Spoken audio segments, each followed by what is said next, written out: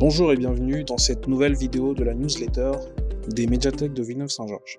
Aujourd'hui, nous allons voir ensemble comment protéger son ordinateur contre les malwares.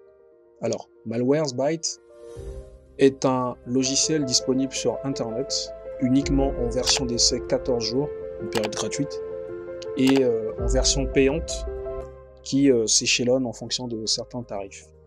Pour trouver cette application, il vous suffit simplement de taper sur votre barre de navigation Google Malwares, voilà, gratuit, anti-malwares, et vous cliquez sur le premier lien ou le deuxième, ça dépend de celui qui vous passe par l'œil, et il vous suffit simplement de télécharger la version Windows en l'occurrence, parce que là sur mon ordinateur j'ai une version Windows. Une fois que vous l'avez téléchargé, il s'installe sur votre ordinateur, donc vous pourrez juste après le lancer. On va patienter juste le temps qu'il se lance, voilà. Une fois que vous lancez l'application, elle apparaît de la sorte. Donc ça, c'est une version business, qui est une version pro, mais qui est gratuite pendant 14 jours. Nous allons voir ensemble toutes les fenêtres, tous les menus que présente ce logiciel. Alors, en premier, nous avons l'historique des détections. Grâce à cet historique, nous arrivons à détecter les éléments mis en quarantaine lors de la dernière analyse et tous les éléments placés en quarantaine. Juste après, nous avons l'analyseur qui, lui, il suffit de cliquer dessus afin qu'il puisse lancer automatiquement une analyse assez rapide qui dure le temps d'un moment, quasiment 15 à 20 minutes le plus souvent, ça dépend après du nombre de données que vous avez dans votre ordinateur. Et cette analyse peut être interrompue instantanément ou relancée ou totalement arrêtée. Alors, une fois que c'est fait, vous avez un compte rendu approximatif des données de l'ordinateur en fonction de la durée de l'analyse qui vient d'être faite au préalable. Donc nous, c'est une durée sur 23 secondes. Donc on a pu collectionner 792 éléments. En affichant le compte rendu, nous avons la date, l'heure et également l'intitulé de l'analyse, si elle a été interrompue, annulée ou reportée. Ensuite, dans le compte rendu développé, donc avancé, nous avons également l'heure et la date, le fichier journal qui vous permettra de retracer cette analyse, la version du logiciel et celle du pack dont elle est conscient, elle est en version essai premium de 14 jours. Ce qu'il faut savoir, c'est que grâce à le menu exporter, nous pouvons également copier donc tout ce qu'il y a comme texte afin que vous puissiez le coller sur un autre texte ou exporter en format selon votre convenance. Donc là, nous avons tout type de fichiers. Nous pouvons l'enregistrer sur le bureau ou sur un dossier. Donc là, on ferme. Une fois que c'est fait, le planificateur, c'est ce qu'on vient de voir. Le compte rendu, c'est pareil. Dessus, en cliquant dessus, vous avez toutes les données.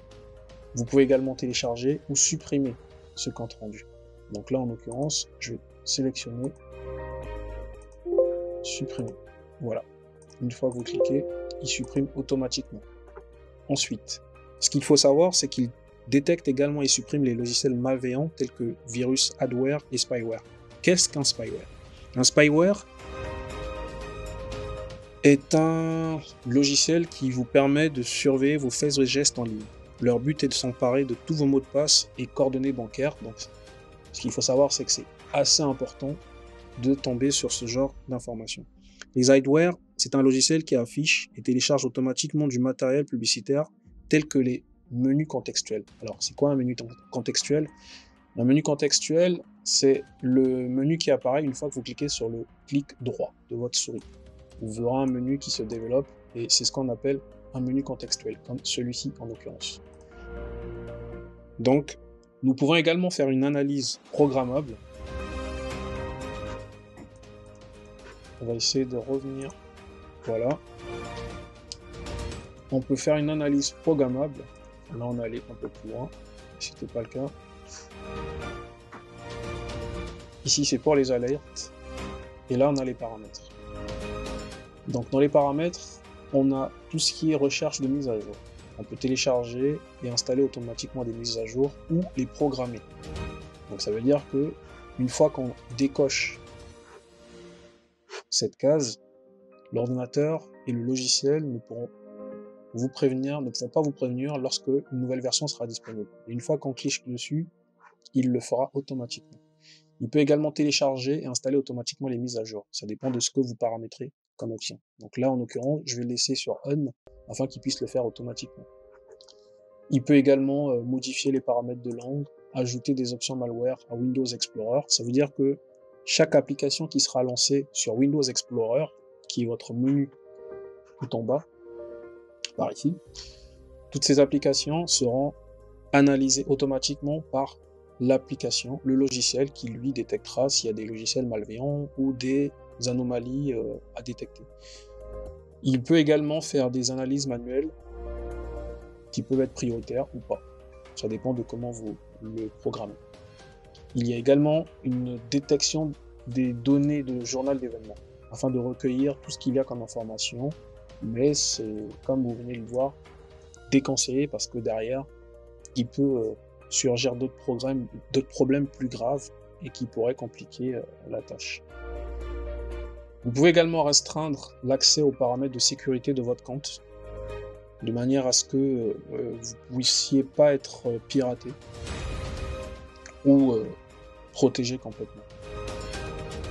Vous avez le serveur proxy qui vous permet également de trouver un pare-feu qui vous permet d'être protégé contre toutes les attaques malwares, et la restauration des paramètres par défaut.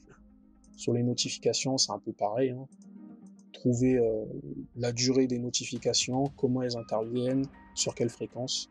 La sécurité, on peut également mettre à jour la cyberveille, ça veut dire qu'on la programme, comme je le disais tout à l'heure.